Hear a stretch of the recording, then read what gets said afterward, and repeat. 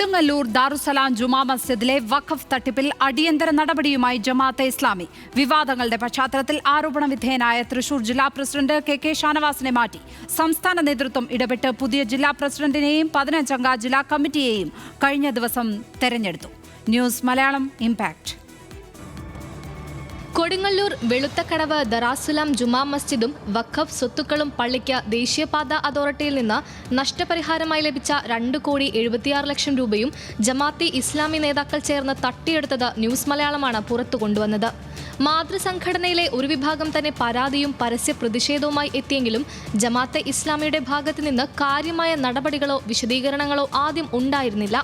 എന്നാൽ ന്യൂസ് മലയാളം തുടർച്ചയായി വാർത്ത റിപ്പോർട്ട് ചെയ്യുകയും ചർച്ചയാകുകയും ചെയ്തതോടെയാണ് ആരോപണ വിധേയനായ ജില്ലാ പ്രസിഡന്റ് കെ ഷാനവാസിനെ മാറ്റാൻ തീരുമാനിച്ചത്. ജമാഅത്ത് ഇസ്ലാമിക്ക് കീഴിൽ മിഖാത്ത് എന്ന പേരിൽ നടക്കുന്ന സംഘടനാ തെരഞ്ഞെടുപ്പ് എല്ലാ ജില്ലകളിലും നടന്നു വരികയാണ്. സാധാരണ നിലയിൽ ഒരാൾക്ക് 2 ടേമെങ്കിലും ജില്ലാ പ്രസിഡന്റ് സ്ഥാനത്ത് തുടരാൻ അവസരമുള്ളപ്പോഴാണ് 2023 ജൂണിൽ മാത്രം പ്രസിഡന്റായ ഷാനവാസിനെ നേതൃസ്ഥാനത്ത് നിന്ന് മാറ്റി നിർത്തുന്നത്. സംഘടനയ്ക്കുള്ളിൽ നിന്ന് തന്നെ പരാതികൾ ഉയർന്നതും ഷാനവാസ് ഇടപെട്ട് നടത്തിയ വഖഫ് സ്വത്ത് കൈമാറ്റം വിവാദമായതുമാണ് ഇദ്ദേഹത്തിനെതിരെ എതിർപ്പുയരാൻ കാരണം.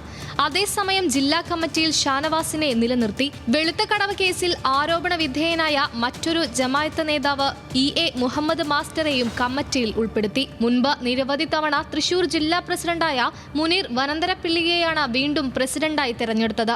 15-അംഗ കമ്മിറ്റിയെയും പുതുതായി തെരഞ്ഞെടുത്തു. അതേസമയം കാലാവധി പൂർത്തിയാകുന്ന മുറയ്ക്കുള്ള സ്വാഭാവിക നടപടി മാത്രമാണിതെന്നാണ് ജമാഅത്തെ ഇസ്ലാമി പ്രവർത്തകരും പ്രാദേശിക നേതാക്കളും പറയുന്നത്. ന്യൂസ് മലയാളം, തൃശൂർ.